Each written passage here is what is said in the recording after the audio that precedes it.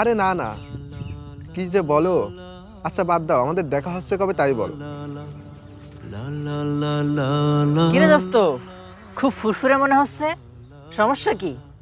এই একটু পরে কথা বলছি। দোস্ত, ফুরফুরে তো আর এমনি লাগছে না। কি প্রেম টেম হয়েছে নাকি? গতকালকে একটা মেয়ের সাথে সম্পর্ক হয়েছে। তো কিসে পড়ে? এই তো এবার এসএসসি দেবে।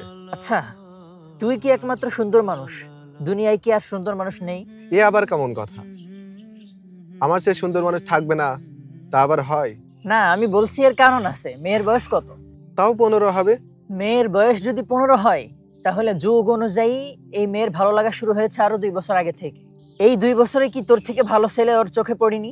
তা তো পড়েছেই, আমার থেকে কত সুন্দর সুন্দর ছেলে আছে না। কিন্তু তুই এইসব কথা বলছিস কেন?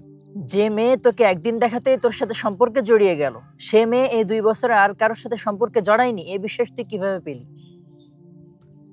বিষয়টা ভাবনার। তাহলে কি আমি ধোকায় পড়ে গেলাম? তুই এখনো বুঝতে পারিসনি? শোন, ভালোবাসা আর ভালো লাগা কখনোই এক জিনিস না। এখন যেটা হয় সেটা হচ্ছে ভালো লাগা, ভালোবাসা না। আর কোনো মুমিন কখনো অবৈধ প্রেমের সাথে জড়াইতে পারে না।